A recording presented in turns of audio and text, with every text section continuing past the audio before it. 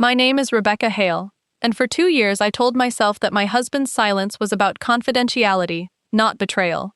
I told myself that a man who had built a 15-year marriage with me, who had held our daughter minutes after she was born and cried harder than I did, was not the kind of man who would let another woman slowly take him from me, one unexplainable business trip at a time. I was wrong about the silence.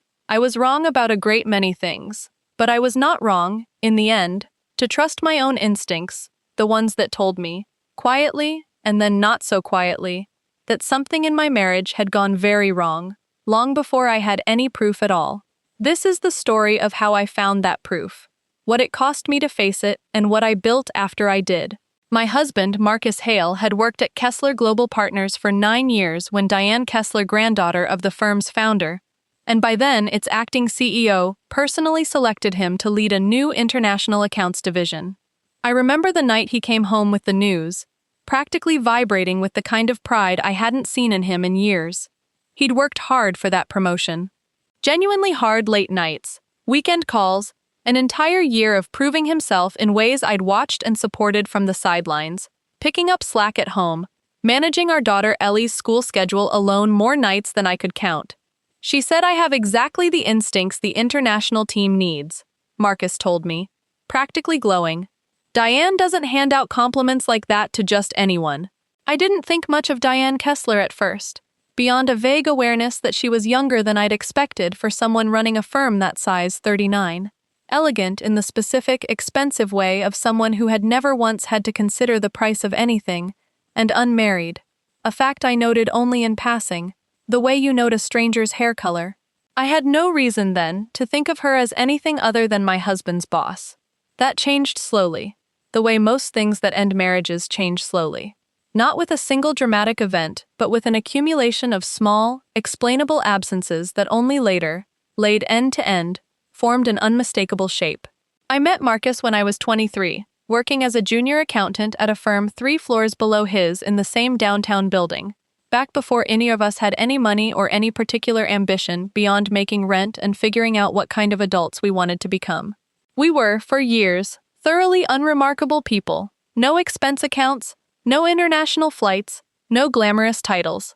Just 2 people building a life out of modest apartments and shared grocery bills, and I loved that life more than I think I ever fully told him. He proposed on the roof of our first apartment building, with a ring he'd saved for over 8 months to afford, and I remember thinking, standing up there with the city lights spread out below us, that I had never felt so certain of anything in my entire life. We got married the following spring, in my parents' backyard, with a guest list of 40 people and a cake my sister baked herself, because we couldn't afford a proper bakery order. I tell you all of this not out of nostalgia, though there is some of that too, but because I think it matters for understanding what came later. Marcus and I did not start out as the kind of people vulnerable to the specific temptations of wealth and power, because for the first decade of our marriage, wealth and power simply weren't part of our world at all. It was only once his career began its slow, genuine climb through hard work, real talent, years of unglamorous effort that we found ourselves, for the first time, standing at the edge of a world with an entirely different set of rules. I don't think either of us fully understood, until it was almost too late, how unprepared we were for what that world could do to a marriage built on much simpler foundations. The first trip came 4 months into the new role. Marcus told me on a Tuesday evening that he'd be flying to Singapore for a week, to close a deal Diane's been building toward for 2 years. He seemed genuinely stressed about it, not evasive, just tired, wrung out by the pressure of a role he was still growing into. I helped him pack. I made him promise to call Ellie before her bedtime, given the time difference. I kissed him goodbye at the airport and told him I was proud of him, and I meant it. It wasn't until he came home 6 days later that the first small crack appeared. "How did the meeting go?" I asked, over dinner, genuinely curious, wanting to hear about this deal he'd been working toward for months. "It went well," he said. And then, when I asked a follow-up question what the client actually needed, what the deal involved, he gave me an answer so vague it barely qualified as one at all. "It's complicated. A lot of confidentiality clauses. I really can't get into the specifics, Beck." I accepted that at the time. Confidentiality is real. I understood that international business dealings often came with legal restrictions I had no business asking about. I let it go. But the pattern repeated. Trip after trip: Tokyo, then London, then Dubai, each one explained in the same vague, deal-related language, each one followed by the same wall of, "I can't really discuss the specifics," when I asked anything beyond surface pleasantries. And each trip, I began to notice, seemed to involve Diane Kessler personally. Not a team, not other executives whose names I might have recognized from company emails or holiday parties. Just Marcus and Diane, traveling together, for days at a time, to meetings I was apparently not even allowed to know the subject of. "Doesn't it seem strange to you?" I asked him after the fourth trip, trying to keep my voice light, curious rather than accusatory, "that it's always just you and Diane, not the whole team?" "She trusts my read on people," he said. "It's a compliment, Beck, not a conspiracy." I wanted, very badly, to believe him. I want to be honest about that. I did not want to be the kind of wife who turned her husband's professional success into a source of suspicion. I had watched other women do that, shrink their husbands' ambitions down to fit their own insecurities, and I had promised myself, watching them, that I would never become that kind of wife. So for a long time I chose belief over suspicion, even as the evidence quietly piled up in the corners of my mind. It wasn't any single thing that finally cracked my belief open. It was the accumulation of small things, the way water eventually wears through stone, not through one dramatic strike, but through years of patient, repeated pressure in exactly the same place. It was the way Marcus started keeping his phone face down on the counter, a habit he'd never had before. It was the new cologne, expensive, unfamiliar, nothing like the drugstore brand he'd worn for the entire 15 years I'd known him, that appeared in our bathroom cabinet without explanation, right around the time of the 6th trip. It was the way he started taking calls in the garage, door closed, voice pitched low, emerging afterward with an expression I couldn't quite read but recognized, on some animal level, as guilt. It was Ellie, 8 years old and more perceptive than either of us gave her credit for, asking me one evening, entirely without prompting, "Why does Dad always smile at his phone like that?" "Like what, sweetie?" I asked, trying to keep my voice normal. "Like it's a secret," she said, and went back to her homework, entirely unaware that she'd just handed me the exact word I'd been circling for months without letting myself land on it. Secret. I started paying closer attention after that, not snooping, not yet, just watching. The way you watch weather building on a horizon, trying to determine whether it's actually heading your way or simply passing through. I noticed that Diane Kessler's name came up in Marcus's conversation constantly, in a tone that had shifted, almost imperceptibly, from professional respect to something warmer.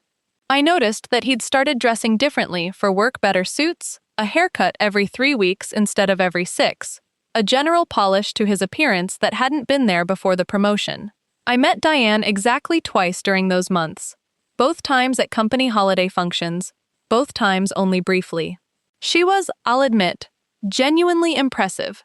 In person, sharp, quick, the kind of woman who commanded a room without seeming to try, dressed in the effortlessly expensive way that only comes from never once in her life having to check a price tag. She was polite to me both times, perfectly pleasant, the kind of practiced warmth executives extend to the spouses of employees they need to keep happy. But I remember, even at the time, before I had any real suspicion, noticing the way her eyes tracked Marcus across the room at the second party, not obviously, not in any way I could have pointed to, and called proof of anything, but with an attention that felt, in retrospect, entirely different from the way a boss watches a valued employee. "She's intense," I told Marcus in the car on the drive home from that second party. "She's brilliant," he corrected. A little too quickly, a little too defensively, though I didn't think much of it at the time. You have to be intense to run a company like that. I told myself it was simply the demands of a more senior role. Executives dress the part. I told myself that for months, actually, longer than I'm proud to admit, because the alternative explanation was one I wasn't ready to face. I finally asked him directly, 7 months into the new role, on a Sunday evening after Ellie had gone to bed. I'd rehearsed the conversation in my head for weeks, trying to find a way to ask that wouldn't immediately put him on the defensive, that would give him room to simply tell me the truth if there was an innocent explanation waiting to be given. Marcus, I said, sitting across from him at the kitchen table. I need you to be honest with me about something. Is there anything happening between you and Diane that I should know about? His reaction told me almost everything I needed to know, even before he said a word. His face didn't go through the sequence of confusion, then understanding, then reassurance that an innocent man's face goes through when accused of something he hasn't done. Instead, it went straight to something tighter, more careful, the expression of a man choosing his words, with the precision of someone who has been anticipating this exact question and preparing an answer for it. Diane and I have a professional relationship, he said. That's all it is. I don't know what's brought this on, but I need you to trust me. This job is important, Beck. I need you on my side, not questioning every trip I take. It was, I understood, even in the moment, a masterful non-answer one that managed to sound reassuring while answering absolutely nothing, and that simultaneously reframed my legitimate question as a betrayal of him, a failure of wifely support, rather than a reasonable response to a genuinely strange pattern of behavior.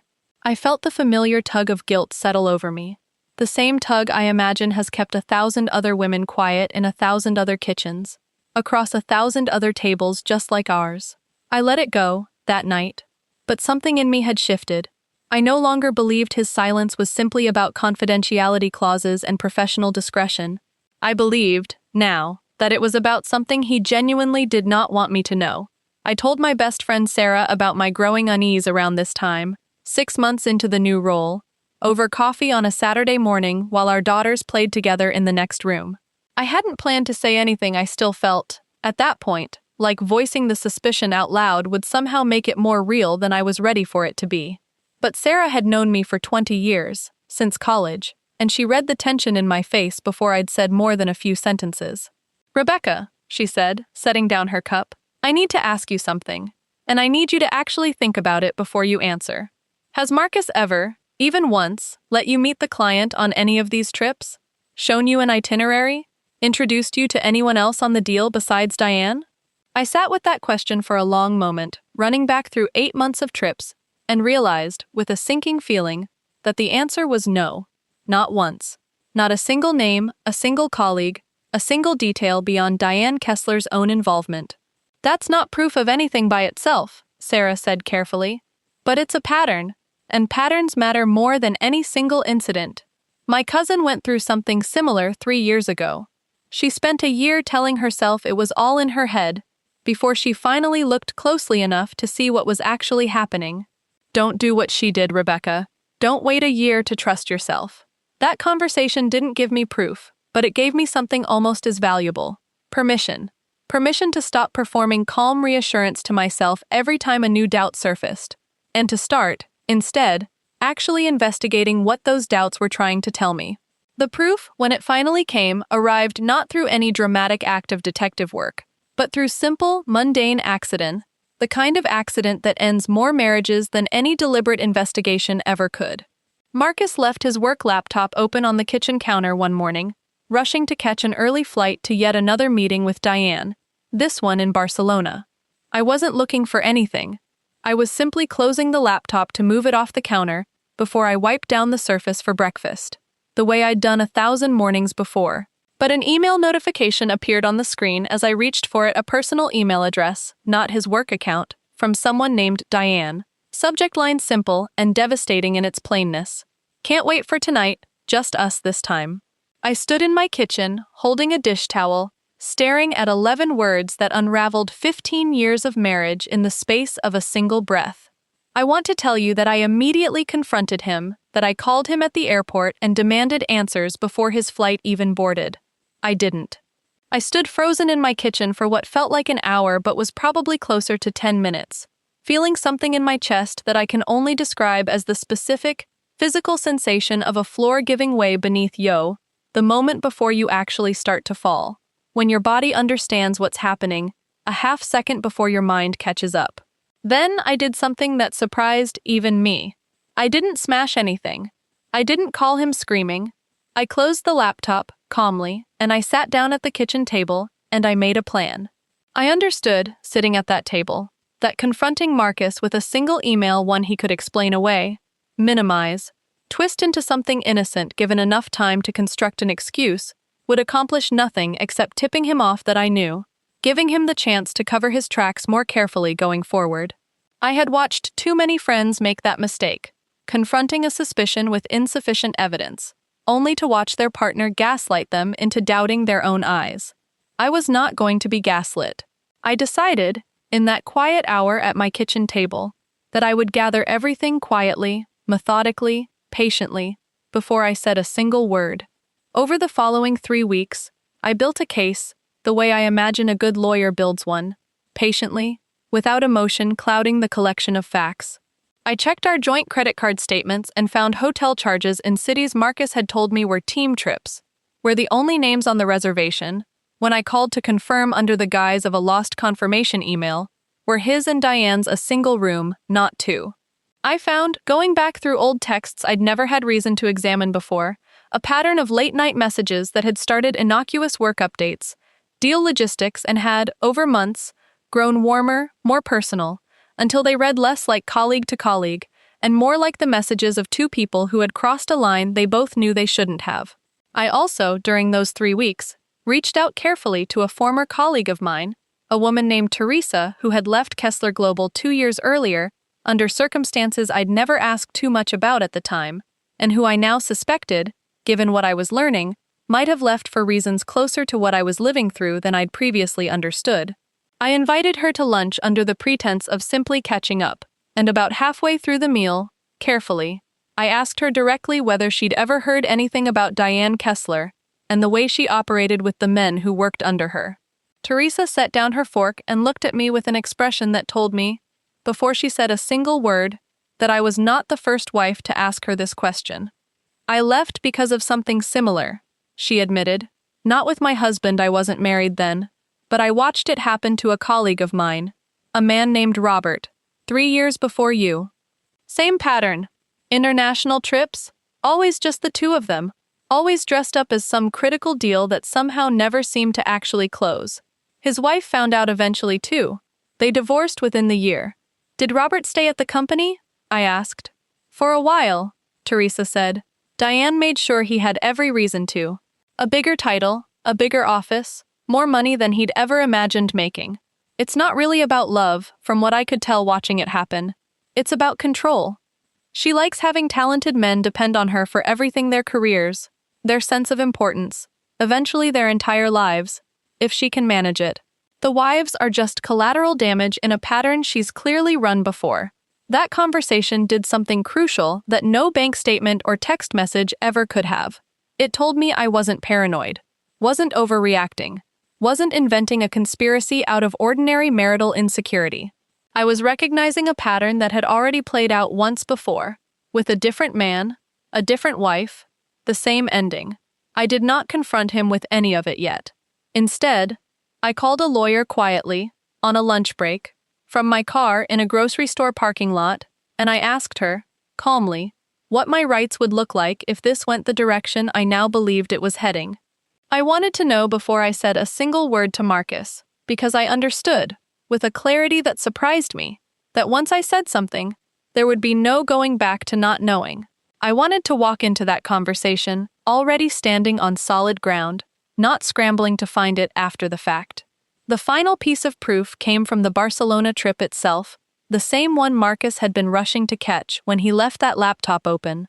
I did something I am not entirely proud of, though I have made my peace with it. I asked a mutual friend, a woman named Priya who worked in Kessler Global's Barcelona office and had no particular loyalty to Diane Kessler, whether there was, in fact, a client meeting scheduled that week involving Marcus's international division. There wasn't.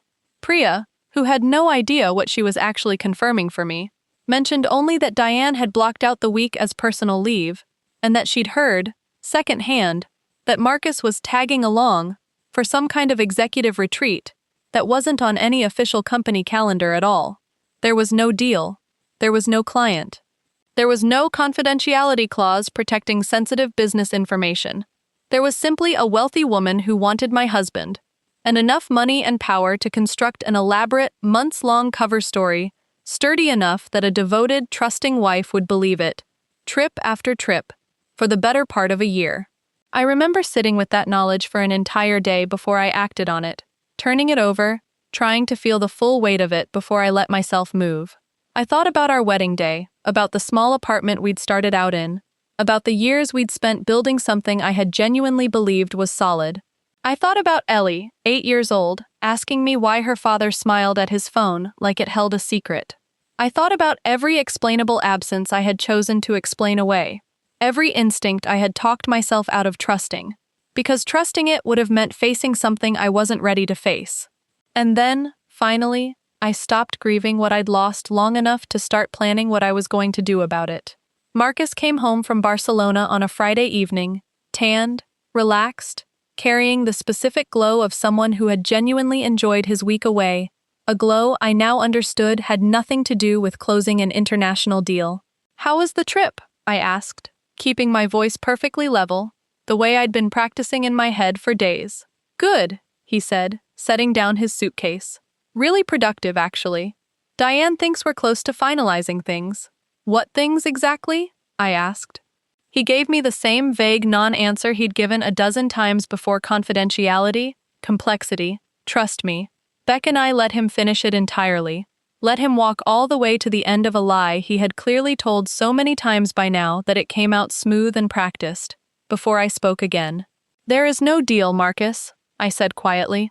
I called Priya. "There's no client, there's no confidentiality clause. There's a woman who wants my husband, and you have spent 8 months letting her have him, one unexplainable business trip at a time." I watched every ounce of color drain from his face. I watched him open his mouth, close it, open it again, searching for some version of an explanation that might actually hold up against what he could now see, in my expression, that I already knew. "Beck, I can explain," he started.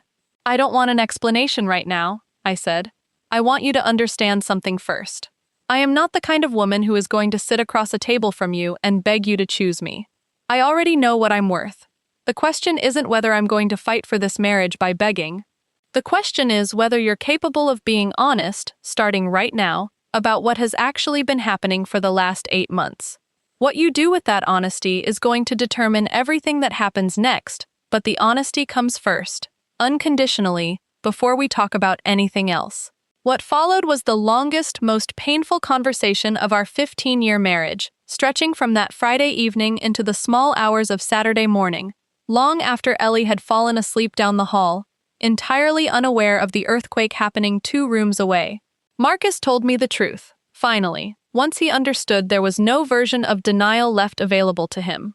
Diane Kessler had begun pursuing him almost from the moment of his promotion, subtly at first, the kind of attention that could pass for professional mentorship, and then, over months, less subtly. She had used her position, her wealth, her power over his career trajectory to construct opportunity after opportunity for the two of them to be alone together, each one dressed up in the language of business necessity.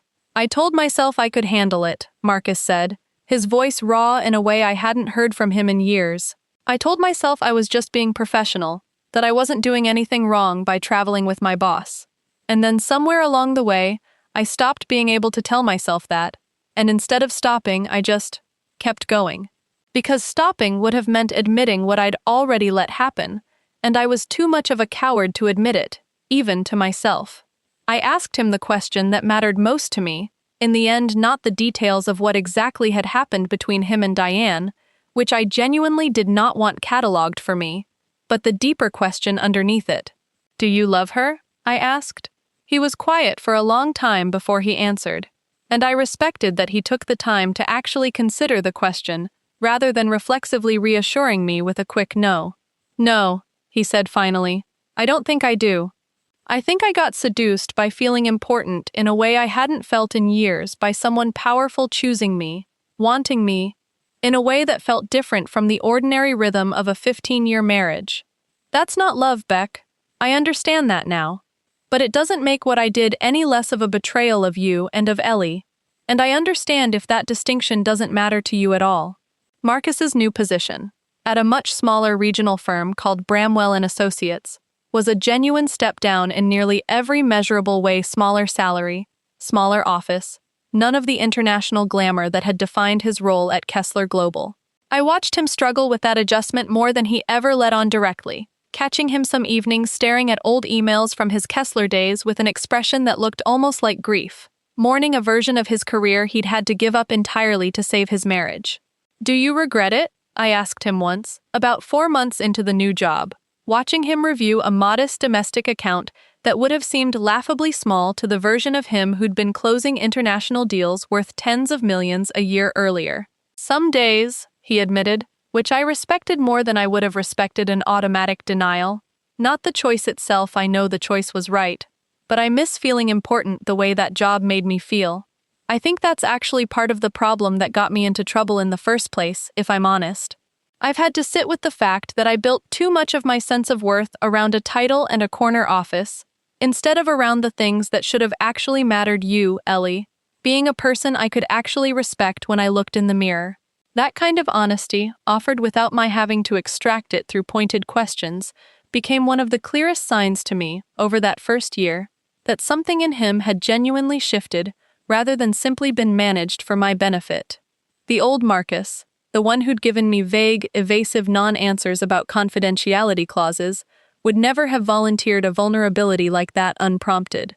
This new version of him, humbled, smaller in some ways, but more honest, was someone I was slowly, cautiously, learning to trust again. By the second year at Bramwell, he'd earned a modest promotion of his own, built entirely on unglamorous, steady work rather than on any powerful woman's personal attention. I remember feeling a very particular kind of pride watching him accept that promotion, quieter than the pride I'd felt years earlier at Kessler Global, but sturdier, built on ground I trusted far more than the ground beneath his old career had ever actually been. I did not decide that night whether our marriage would survive. I want to be honest about that, because I think there's a version of this story people expect. Either a swift, righteous departure, or an immediate, tearful reconciliation, and the truth was messier and slower than either of those endings. What I decided that night was simpler and, in its own way, harder. I told Marcus that he had 30 days to end all contact with Diane Kessler, professional, and otherwise, including, if necessary, finding a new position entirely outside her company, before I would even consider whether reconciliation was something I wanted to pursue. I was not interested in a slow, half-hearted untangling that left the door open for this to happen again in 6 months, once the initial shock had faded and old patterns reasserted themselves. I wanted a clean break, verifiable, immediate, or I wanted nothing at all. I also told him, that same night, that regardless of what he decided to do about his career, I needed time and space of my own, a separate bedroom for the time being, full transparency on his phone and his calendar, and weekly conversations with a marriage counselor who specialized in infidelity, not as a performance for my benefit, but as genuine work he was willing to do, whether or not I ultimately chose to stay. "I'm not asking you to prove this to save the marriage," I told him. "I'm asking you to do this work regardless of what I decide, because Ellie deserves a father who understands what he did, and why it was wrong, whether her parents end up together or not." I debated for weeks whether to tell my own parents what had happened, weighing the relief of having their support against the discomfort of watching my mother's face change forever, in the way a mother's face changes when she learns someone has hurt her child. In the end, I told her the truth, on a phone call about 3 weeks after that first confrontation, because I needed at least one person in my life who knew the full weight of what I was carrying, rather than the carefully curated version I was still presenting to most of the world. My mother, to her credit, didn't rush to either extreme. She didn't demand I leave him immediately, and she didn't minimize what had happened by rushing to reassure me that all marriages go through rough patches. She simply listened, for nearly an hour, and then she said something that stayed with me through the following months of counseling and uncertainty. "You get to decide what you're willing to forgive," she said. "Nobody else gets a vote in that. Not me, not your sister, not your friends who mean well, but weren't the ones standing in that kitchen. But whatever you decide it because it's what you actually want, not because you're afraid of what it means to be a woman whose marriage fell apart, and not because you're afraid of what it means to be a woman who forgave something big. Either choice is respectable. The only choice that isn't respectable is the one made out of fear instead of clarity." Marcus's own parents learned the truth later, and differently, not from either of us directly, at first, but through the grapevine of extended family that seems to exist in every family, however careful you try to be. His mother called me, mortified, apologizing on her son's behalf in a way that made me deeply uncomfortable, as though the burden of managing everyone else's feelings about the betrayal had somehow, once again, fallen onto me. I told her, gently but firmly, that I appreciated her concern, but that this was between Marcus and me, and that I needed her to let us handle it in our own time and our own way, without either of us having to manage her guilt on top of everything else we were already carrying. It was a small moment, but an important one for me. Evidence, even in the middle of the hardest year of my marriage, that I had learned something real from everything I'd been through. I was no longer willing to absorb other people's emotional labor on top of my own, not even from a well-meaning mother-in-law. That boundary, small as it was, felt like proof that the woman rebuilding her marriage that year was not quite the same woman who had spent 8 months explaining away her husband's absences. I never confronted Diane Kessler directly, and people have asked me since why I didn't drive to her office, or write her a scathing email, or do any of the things that might feel satisfying in a story like this one. The truth is simpler than any dramatic confrontation. Diane Kessler was not, in the end, the person who owed me anything. My husband did. He was the one who had made vows to me, who had built a life with me, who had a choice, every single day for 8 months, to end something that never should have started, and chose instead to keep flying to Tokyo, to London, to Dubai, to Barcelona, letting me believe a story he knew, on some level, was false. Marcus did resign from Kessler Global 3 weeks after that conversation, taking a lower-paying position at a smaller firm with none of the international glamour of his previous role. He told me, months later, that Diane had actually tried to talk him out of leaving, had offered him an even larger role, an even bigger title, in what I now understand was one last attempt to keep him within her orbit. He turned it down without telling me until well after the fact because, as he put it, he didn't want it to look like he was performing the decision for my benefit rather than actually making it for the right reasons. I don't know, to this day, exactly what Diane Kessler's intentions were, whether she genuinely believed she loved him, or whether he was simply the latest in a pattern I later learned, through Priya, was not entirely unprecedented at that firm. It doesn't matter to me anymore. She is not part of my story in any way that requires my continued attention, and I have found, over the following year, that letting go of my anger toward her was considerably easier than letting go of my anger toward Marcus, perhaps because she never owed me anything to begin with, and he owed me everything. We are still married, a year and a half later, though I want to be honest that this is not a story with an easy, uncomplicated, happy ending. Rebuilding trust after a betrayal like this one is slow, unglamorous work, full of setbacks I did not always handle gracefully, and moments of doubt that still occasionally surface, unbidden, on quiet evenings when Marcus is a few minutes later coming home than he said he'd be. We spent a full year in counseling, weekly at first, then bi-weekly. I learned things about myself in that process that I hadn't fully understood before, about the ways I had, over 15 years, quietly trained myself to overlook warning signs, in service of keeping the peace, the same instinct that had kept me from questioning those first few trips more forcefully. Marcus learned things about himself too, about the specific emptiness that had made him vulnerable to Diane's attention in the first place. An emptiness that, he came to understand, had far more to do with his own unexamined insecurities than with anything lacking in our marriage. Our counselor, a woman named Dr. Alvarez who specialized specifically in infidelity recovery, gave us an exercise early on that I still think about often. She asked each of us, separately, to write down the exact moment we believed our marriage had first become vulnerable, not the moment of betrayal itself, but the earlier moment, months or years before, when a small crack had first opened that everything else eventually widened through. Marcus wrote about a period 2 years before the promotion, when we'd been so consumed with Ellie's early childhood and our respective work stress that we'd stopped, almost entirely, having any real conversations beyond logistic school pickups, grocery lists, whose turn it was to handle bedtime.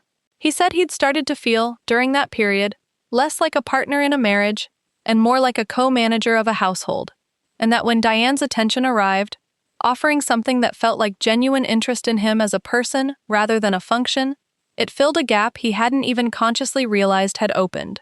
I wrote about roughly the same period, though from my own side of it, the exhaustion of those years, the way I too had stopped reaching for him in any way beyond the practical, assuming, wrongly, that the foundation of 15 years together was sturdy enough to survive years of neglect without any maintenance at all. Neither of our answers excused what happened afterward. Dr. Alvarez was very clear about that. Every single session, the vulnerability that opens a crack is never the same thing as the choice to walk through it. And Marcus, not our marriage's ordinary strain, was the one who made that choice. Repeatedly, for 8 months.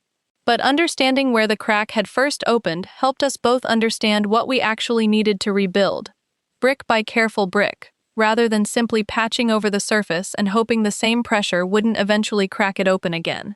I went back to work myself. During that year, something I'd let slide during the busiest years of Ellie's early childhood, not out of any financial necessity, since Marcus's new salary, while lower, was still sufficient. But because I understood, watching my own marriage nearly collapse under the weight of one partner's unchecked dependence on someone else's validation, that I never wanted to find myself in a position again where my entire sense of security rested on one man's choices rather than partly on my own independent footing. Ellie is 10 now, and she doesn't know the full details of what happened during that year. She's too young for that, and I intend to keep it that way for a long while yet. But she has noticed, in the specific way children notice things without fully understanding them, that her parents talk more now than they used to. That we go on actual dates again, just the two of us, something that had quietly disappeared somewhere in the busy middle years of our marriage, long before Diane Kessler ever entered the picture. That her father, when his phone buzzes at dinner, now turns it face up on the table and says, unprompted, "It's just work, I'll call them back," instead of disappearing into the garage. Ellie is 10 now, and she doesn't know the full details of what happened during that year. She's too young for that, and I intend to keep it that way for a long while yet. But she has noticed, in the specific way children notice things without fully understanding them, that her parents talk more now than they used to. That we go on actual dates again, just the two of us, something that had quietly disappeared somewhere in the busy middle years of our marriage, long before Diane Kessler ever entered the picture. That her father, when his phone buzzes at dinner, now turns it face up on the table and says, unprompted, "It's just work, I'll call them back," instead of disappearing into the garage. She asked me once, about a year into all of this, why Daddy had changed jobs. I gave her a version of the truth simplified enough for a 9-year-old to hold without being harmed by it. Daddy made a choice at his old job that hurt our family, I told her. It wasn't the kind of choice that means he doesn't love us. It was the kind of choice that happens when someone gets confused about what really matters. He's been working really hard, with a counselor, to understand what happened and make sure it never happens again. Sometimes people make mistakes, even really big ones. And the most important thing isn't that they never make them, it's what they're willing to do to fix them afterward. Did you forgive him? She asked. I'm still deciding, every single day, I told her honestly, because I thought she deserved honesty more than she deserved a tidy answer. Forgiveness isn't always something you decide once and then it's finished. Sometimes it's something you keep choosing, over and over, as long as the person keeps earning it. She seemed to accept that answer with the particular equanimity children often bring to complicated truths adults expect them to struggle with. Kids, I've found, are frequently far more capable of holding uncertainty and nuance than we give them credit for. It's often the adults around them who struggle the most with leaving a story unresolved. People ask me sometimes, when they hear this story, whether I regret staying given how close I came to losing everything I thought I understood about my marriage. I wish I had simply walked away the night I found that email on Marcus's laptop. I don't regret it, though I want to be honest that staying was never a foregone conclusion, not for me. I stayed because Marcus did the actual, difficult, unglamorous work of earning that choice, not through grand gestures or dramatic apologies, but through 18 months of consistent, verifiable honesty, through a job change that cost him real money and status, through weekly counseling sessions he never once tried to skip or minimize. I have come to believe that an apology means very little on its own. What means something is what a person is willing to rebuild, brick by unglamorous brick, once the apology is behind them. If Marcus had refused any of that, if he had wanted to keep his job under Diane, or minimized what had happened, or grown impatient with the pace of my healing, I would have left. And I want any woman reading this who finds herself in a similar situation to understand that leaving would have been the right choice too, just as staying, under the actual circumstances I found myself in, was the right choice for me. I think often too about the 8 months I spent explaining away the signs, the vague answers, the closed-door phone calls, the new cologne, my own daughter's simple, devastating observation about the way her father smiled at his phone. I don't blame myself for those 8 months anymore, though I did for a while. I understand now that the instinct to give someone you love the benefit of the doubt is not a weakness. It only becomes a problem when it curdles into a refusal to look at evidence directly in front of you. And I am proud, in the end, of the moment I stopped doing that, the moment I closed that laptop, sat down at my kitchen table, and decided to find out the truth for myself, rather than simply waiting for it to be handed to me. What I know for certain, looking back now, is this. The instinct I felt in the earliest months, the quiet, persistent sense that something in my marriage had shifted, long before I had a single piece of proof, was never wrong. I spent months talking myself out of trusting it, telling myself I was being paranoid, insecure, unfair to a husband who deserved my support, rather than my suspicion. I was not being any of those things. I was simply paying attention to something true, long before I had the courage to face what it actually meant. Trust your instincts. Gather your proof patiently, without tipping your hand. Talk to the people who will tell you the truth, rather than the people who will simply reassure you. And when you finally have what you need, walk into that conversation already standing on solid ground, not begging for an explanation, but demanding the truth, unconditionally, as the very first step toward whatever comes next, whether that next step is rebuilding a marriage or walking away from one. Either way, you deserve to make that choice from a place of clarity, not confusion and nobody, however powerful, however wealthy, however confident they seem standing beside your husband on some rooftop or hotel bar you were never invited to, gets to take that clarity away from you. The end.